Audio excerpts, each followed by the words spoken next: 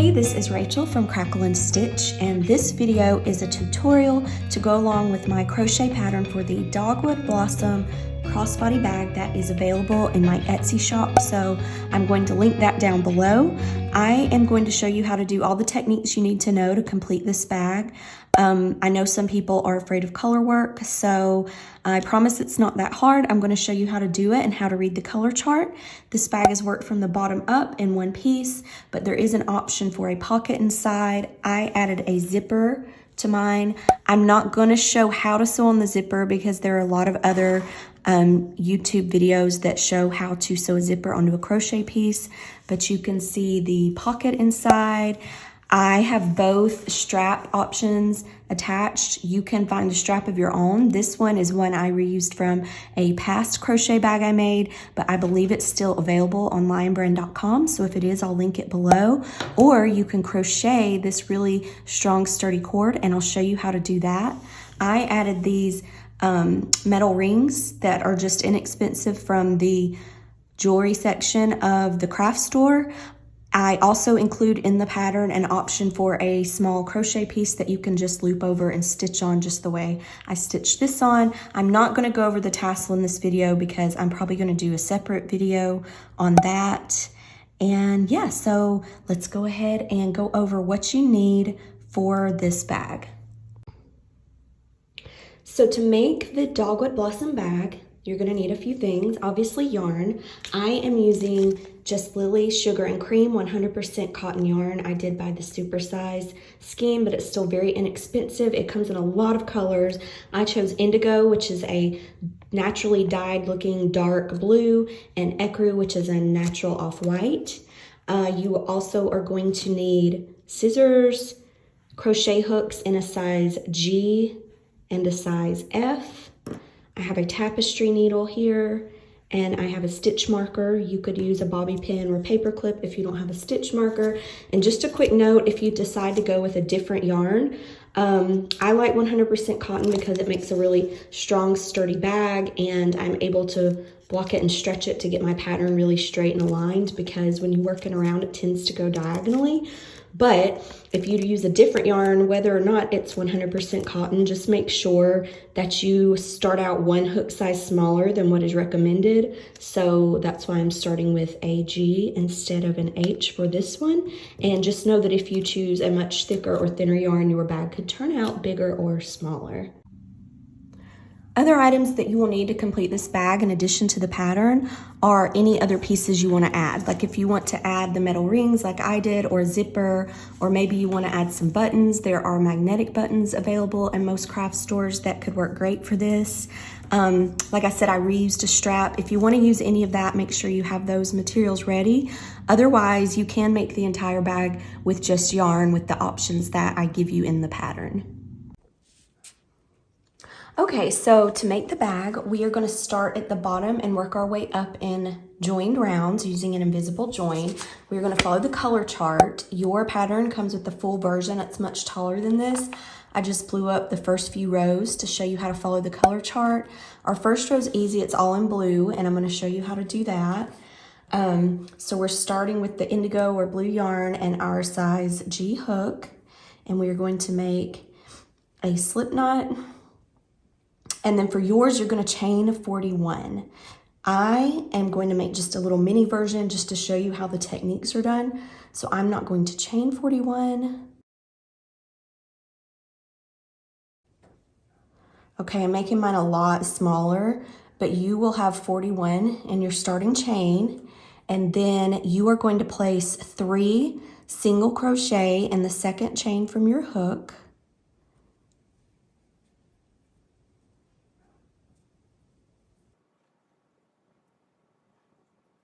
I am going to just go ahead and mark. This stitch marker is really way too big, but I'm going to go ahead and mark, go back 3 and mark my first single crochet of the round, and I'm going to try to keep that going all the way up my bag just so it's easy to find when I get around to the other side of my row. So after you've put 3 in the second chain from your hook, you're just going to put 1 single crochet in each chain down to the other side of your row. And when you get to the other end, you are going to do 6 single crochet in the end chain or the chain that you first started with.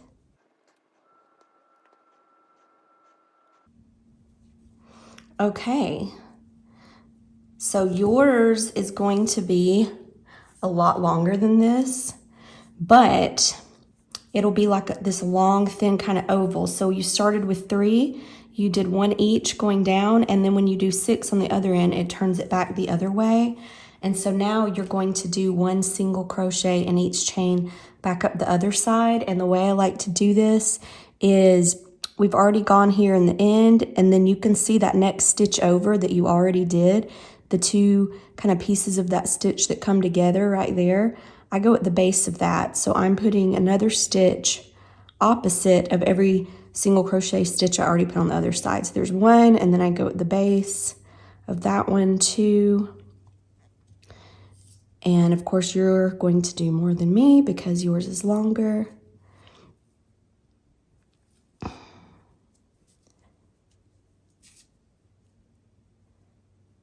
Okay, and when you get back down to the end where you started with your first single crochet of the row, you're going to put 3 more single crochet in the same spot. I know I'm kind of losing light, but in the same spot where you put those initial 3.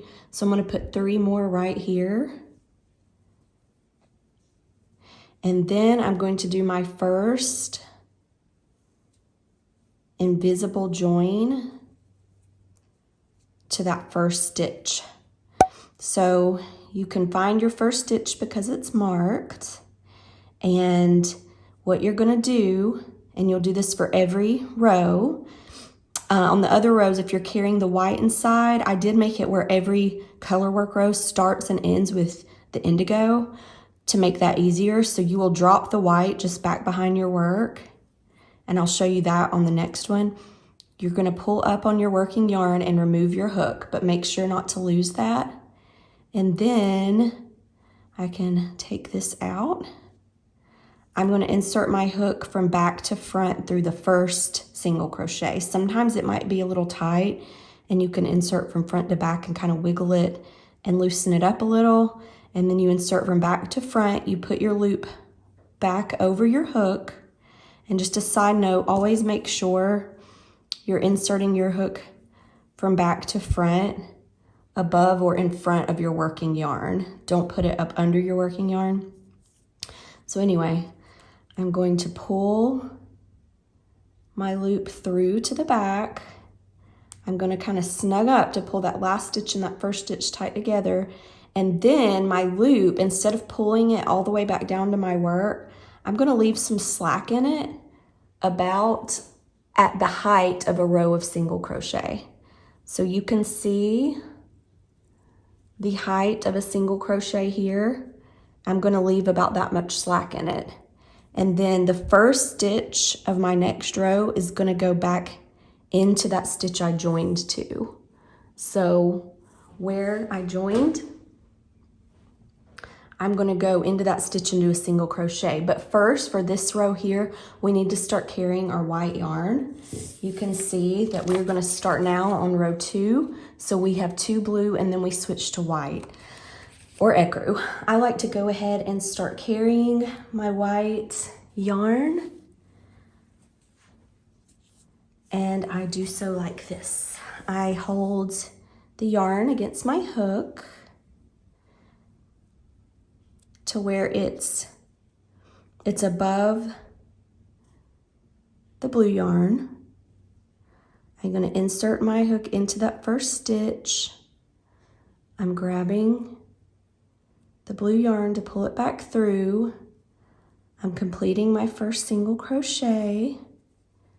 And now you can see from the back that I've grabbed onto that white yarn. I'm going to be carrying it throughout my entire work now. Whichever color I'm not working with is going to be carried inside of the stitches of the color I am working with. So I'm going to go ahead and mark my first stitch of the row I made. So that way when I come back around, it's easy to find.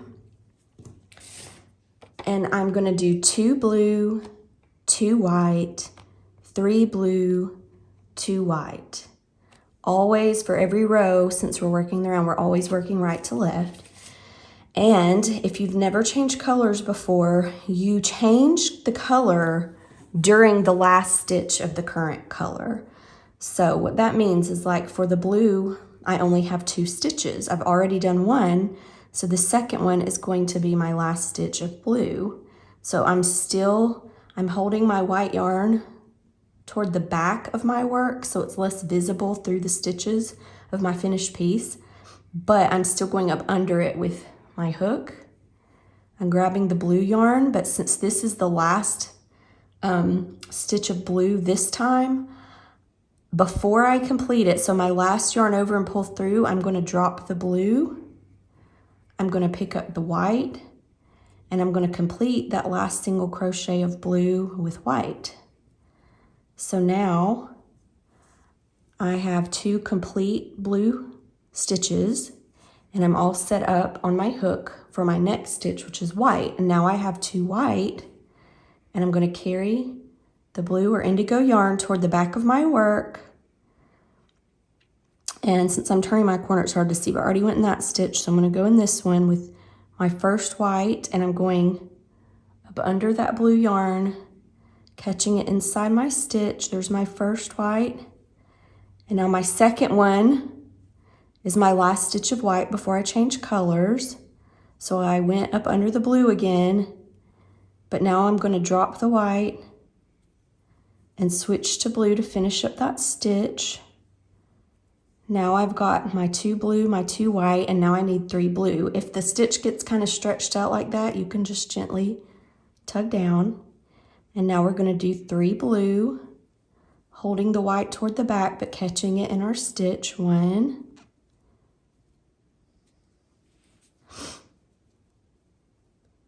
2,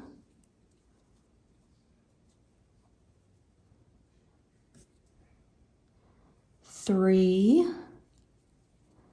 and now it's time to switch back to white because our next stitch is going to be white. And here's another trick.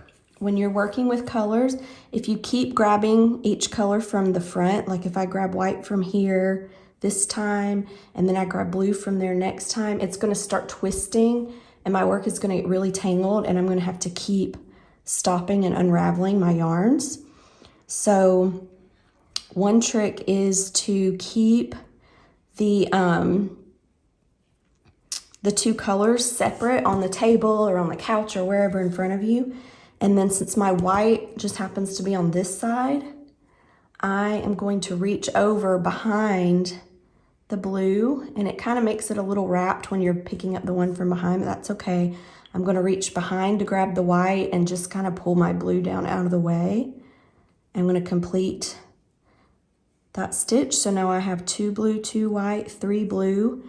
I've got 2 white. Next, so I'm still carrying my other yarn inside of this yarn. I'm going to grab my blue from the front.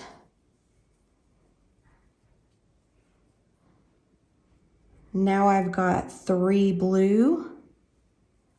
I'm carrying that white yarn inside. 1,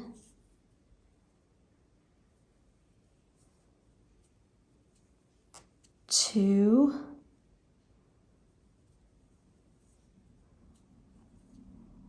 whoop. I'll just go and show you. I almost pulled through 3. The reason why you don't want to complete the last stitch of the current color with that color is because now I'm switching to white, but I don't have my white set up on my hook. And if I go in and switch to white now, then the top of my white stitch is going to be blue. But if you do that and you forget, and then you're picking up the white and you're like, oh wait, it's not on my hook, just pull your hook out gently, pull that last loop out. You can put your hook back through the 2 loops, and then you can pick up your color. Since I'm chaining to white, instead of grabbing it from the front, I'm going to grab it from behind, pull my blue out of the way, and then go ahead and complete that stitch. All right. So now I have a longer section of white. I've done all of this, and now I have 9 white single crochet to complete. So I'm going to hold my blue toward the back. When you're going around the corners, it's a good idea to kind of, a little stuck there, to kind of tug gently at the yarn that's running inside the stitches, just to keep it from getting pulled apart, rounding that corner and the inside yarn showing through a lot. And then also when you have a longer stretch of one color, such as here I have 9 white, there are some areas of this pattern where you're gonna have like, I don't know, 15 or so blue stitches all in a row. Then definitely gently tug, and this is going to try to turn in on you at the corners, so just push them out, and as you work up the bag it'll stop turning in like that. But gently tug on the inside yarn when you have those long stretches of color, just to keep everything nice and tight. That keeps the inside color from showing through as much through your design. Also, it kind of helps to keep the design lined and slanting less. So I've got 1, 2, 3, 4, 5, 6. And that's my last one, 9. I grab my blue from the front.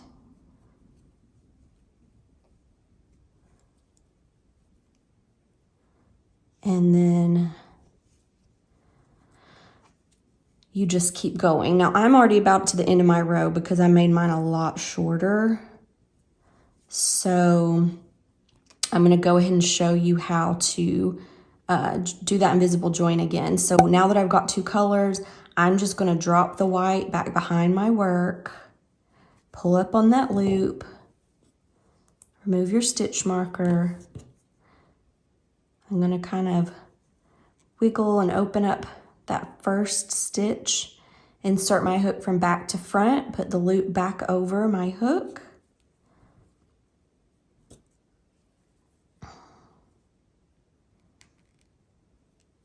Pull it through, cinch it up. It's gonna try to turn in on you, just push it out. And then I'm gonna pull down until I'm about the height of a row of single crochet. Now I'm gonna be starting on row 3. I have just 1 blue stitch. So I'm gonna start carrying my white, and I know I have these loose ends that I need to go back and weave in on the inside, but I'm gonna go ahead and start carrying my white. I'm gonna start my blue stitch, my first blue single crochet in the same stitch that I joined to, but I'm gonna catch my white inside of it. Whoops.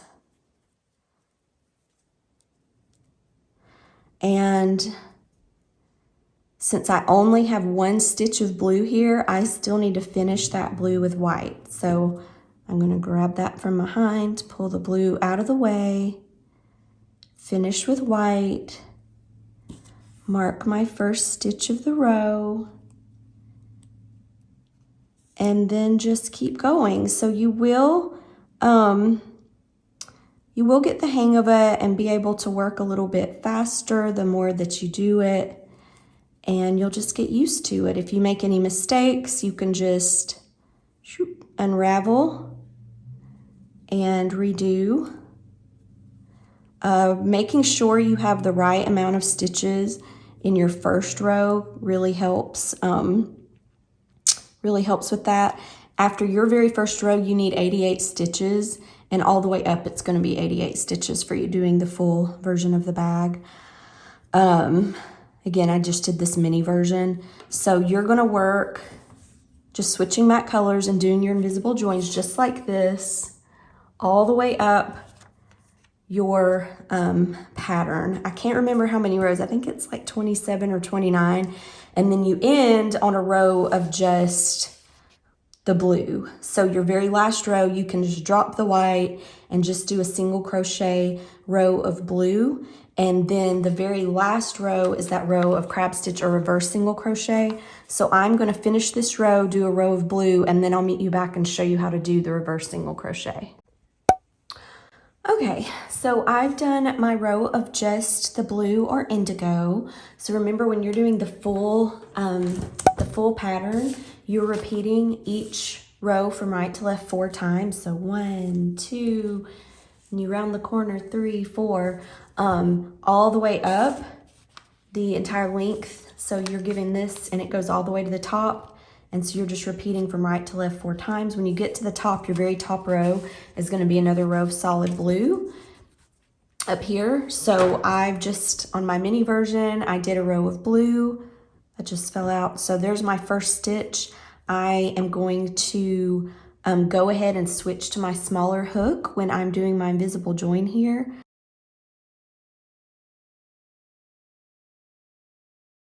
Okay, and then as usual, just lift it to about the height of a row of single crochet. I realize this dark color is so hard to see on the camera, but what I did when I switched to my row of just blue is I just dropped the white yarn behind.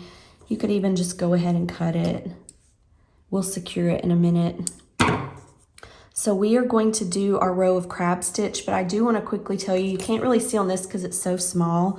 Your work will tend to maybe go a little diagonal. The invisible join helps with that, and the gentle tugging when you have like a long section of one color helps with that.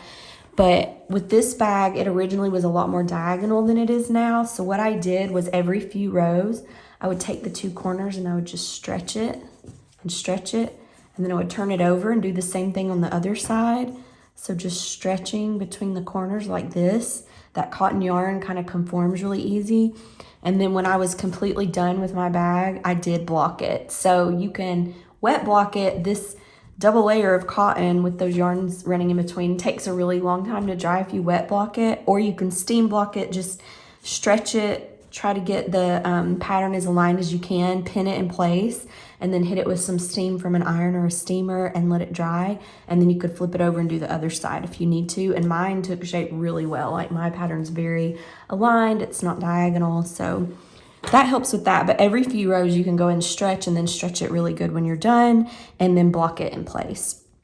But for your very last row, I just did that join, and I'm going to show you how to do the reverse single crochet or crab stitch if you've never done that before.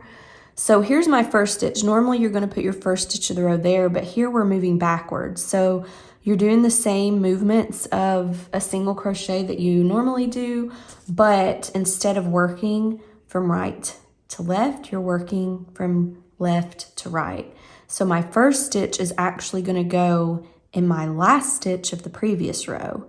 So you have to kind of twist your hook around into that last stitch, and then you are just doing all of the usual motions of a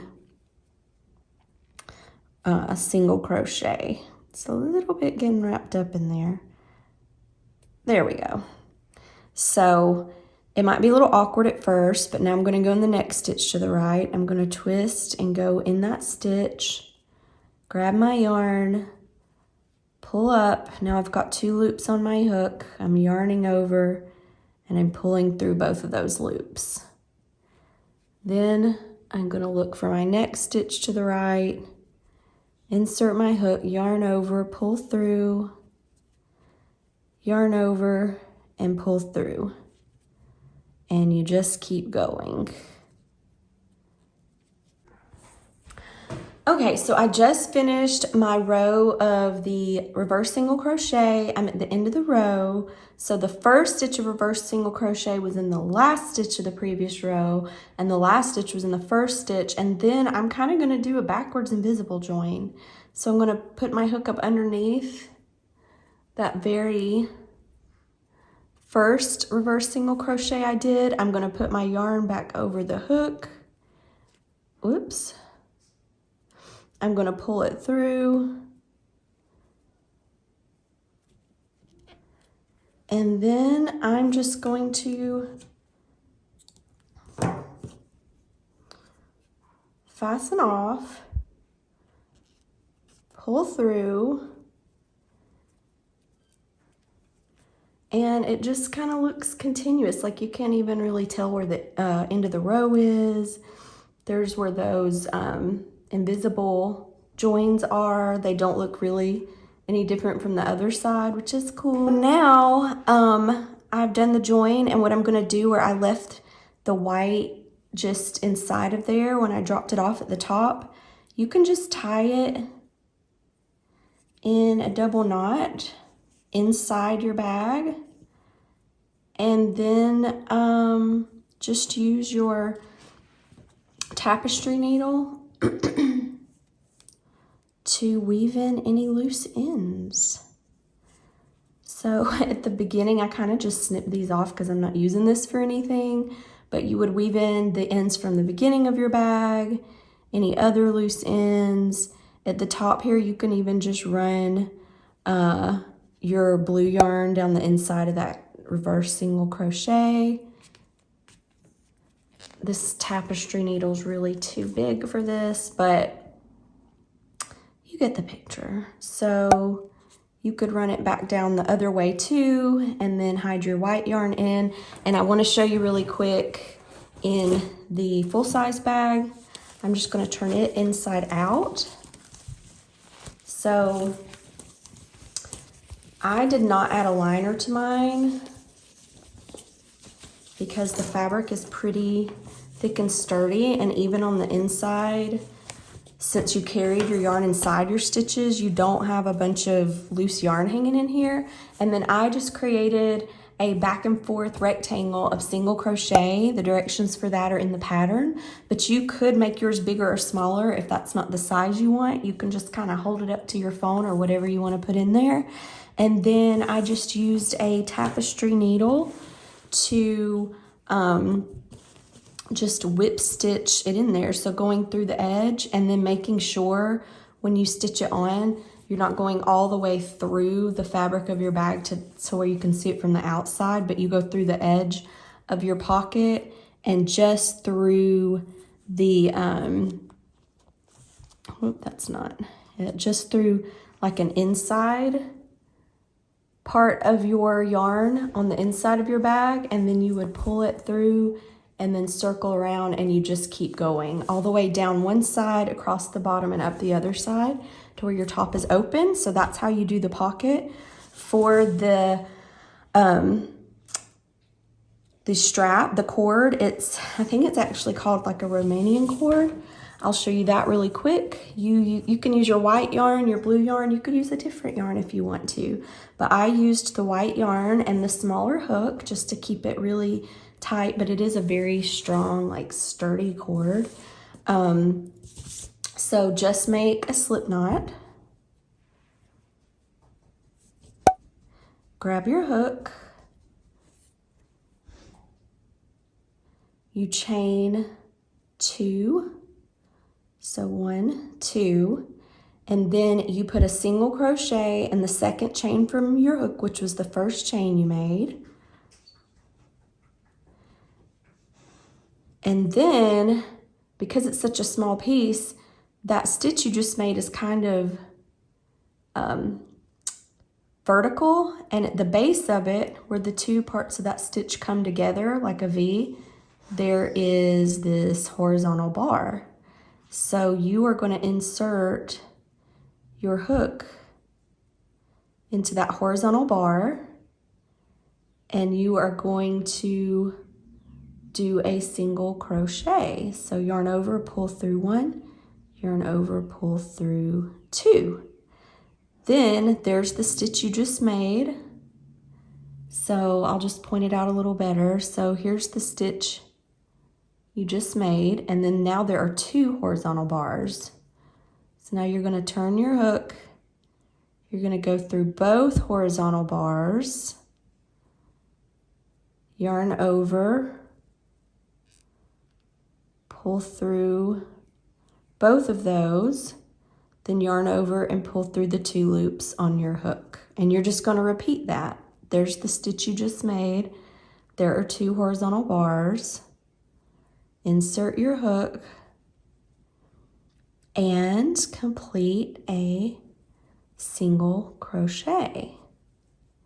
So it's just repetitive.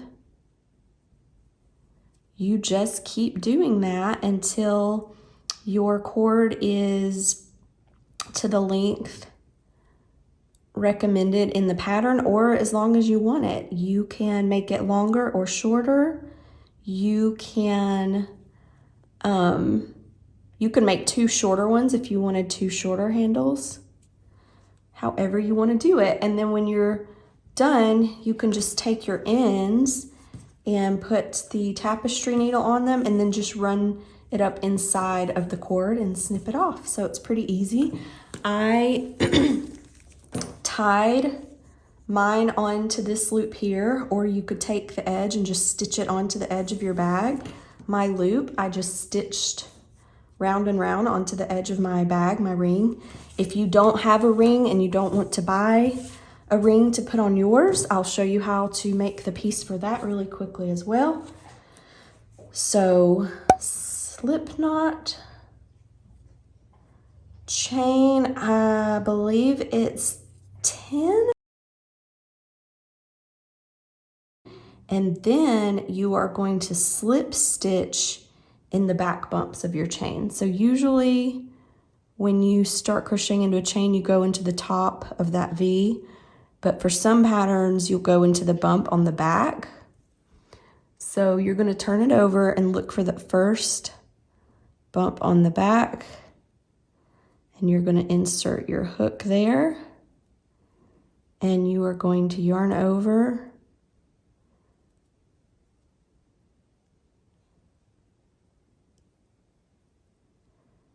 and pull through both. And then you're going to go down to the next one.